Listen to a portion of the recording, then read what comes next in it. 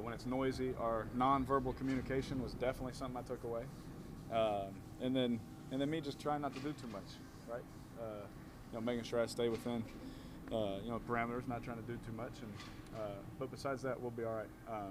I don't overreact after 1 or 2 games, to be honest with you. We played a pretty solid defense in week 1, did some good things, but we just got to be more consistent and better communicators. And I think we're going to be all right. When you say you're trying to do too much, how is that manifesting on the field for our vantage? For you, I don't know. Yeah. I know how it makes sense to me. You know a lot more than we do about this, is what I'm saying. So how would that look? Well, there's certain things that, like certain checks and things that we've talked about that, from day one, where I'm maybe trying to pull from something that was, a few months ago, that's something that we've talked about, but it's something that we haven't talked about in 2 months, right? Yeah. And if we're not all on the same page, it's not going to work, right? And so sometimes I try and do too much. I've said that. That's my biggest fault I've ever had. As a football player, I was always just trying to do too much, thinking, oh man, this is perfect, I can do this, and then just chill out, bro. Just chill out and do your job, and let the good play eat, and don't have to make a good play better, right?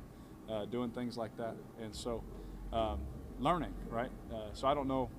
I don't want to say too much because without giving away certain things, right? But hopefully that helps answer that question a little bit. After the game, there was a lot of talk of accountability starting from the players on up. What has been the message, and how is that coming to fruition this week ahead of it?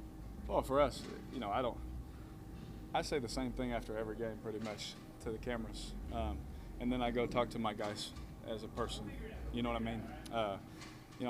6 years into this, I've learned that if I don't say something catchy, it's not going to get written down. You know what I mean? So I don't want to waste my breath.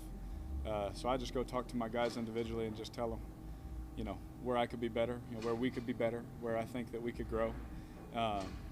But I used to try and explain so much and put my heart into that, for you guys, and I still do. I still put enough out there, but there's a lot of stuff I just hold back, and we deal with it in the locker room.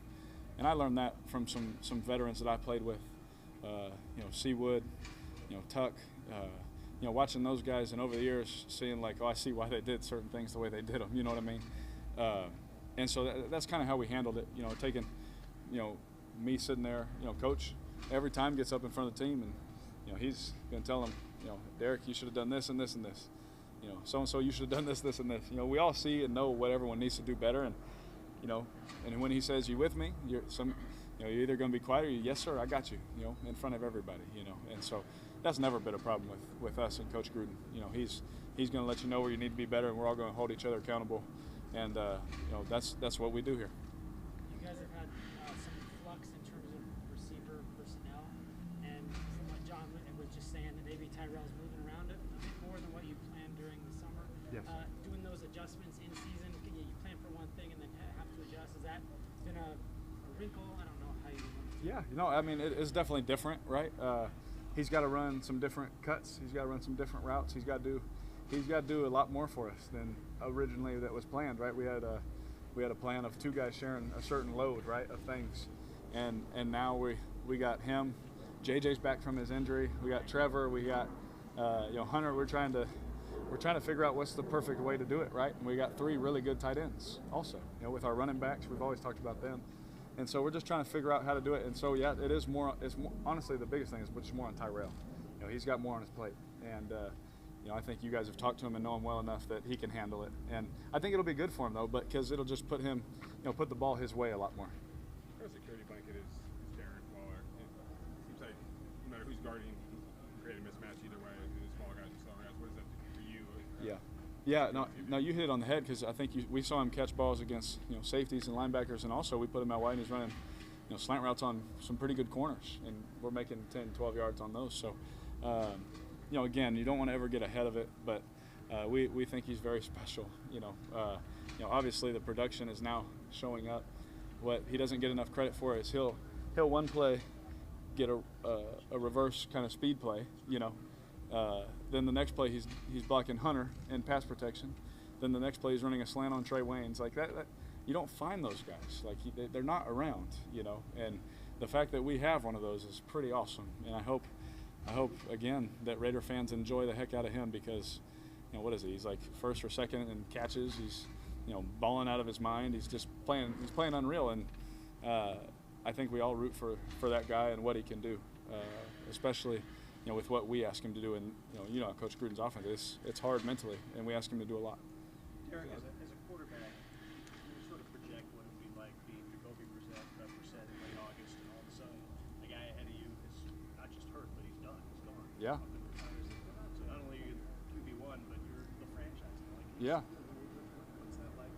It reminds me so much. Now, he didn't retire, but my rookie year, like going into the week 1, like I still was like, oh, cool, I'll play someday.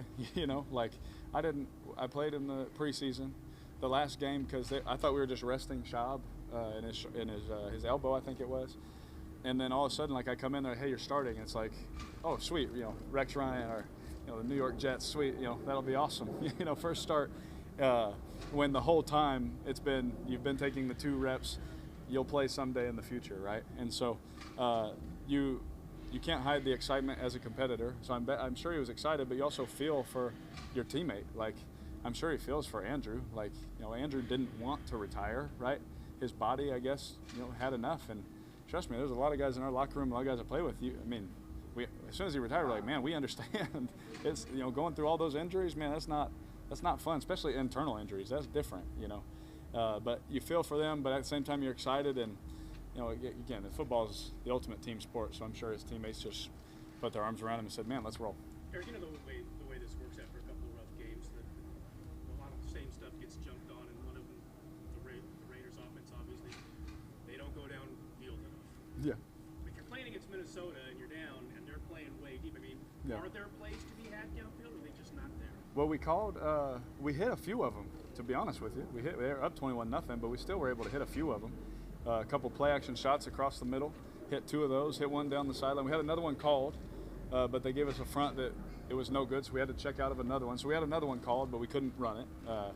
So it's not like they're not being called. It's not like we're not trying. You know what I mean? The times where you see on film, we tried to take a deep shot, and Harrison's back there. I throw it to Tyrell on a 20-yard crossing route. I mean, that's an explosive gain. There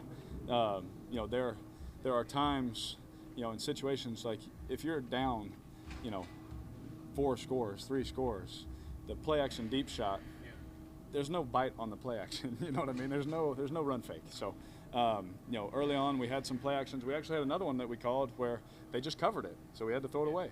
So, I mean, there's 5 right off the top of my head, and if you hit 5 of those, I mean, everyone's high-fiving. It's a big day, right? But yeah, I mean, you know how that goes. With that said, Derek, how fine is that line between taking what the defense gives you and taking what you want? Well, if you want to throw it up into 2 people, you can take it and try and get what you want. But I'm sure I'd get some good comments on that one too if I tried that one.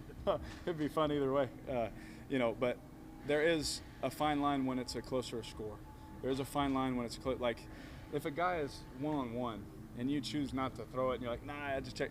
That's different. When it's a zone coverage and they're all looking at you, trying to bait you to throw the deep shot, that's different. That stuff. I've been in that situation sadly too many times where it's like, I know I'm gonna have to answer about this later, but it is what it is, right? And we grade it and you get a check mark. Yeah, hey, good job. You can't. There's a certain time if it's 4th down, right? And it's the score is tied. There's no time on the clock, and we have to throw 4 balls in the end zone. Like Kansas City, you got to throw 4 balls in the end zone. That's different, right? But there's a time where also you have to move the ball efficiently. You can't just chuck it up and be in 3rd and 10, and then now you're going to get different calls, and sometimes your calls and their calls aren't going to mix well.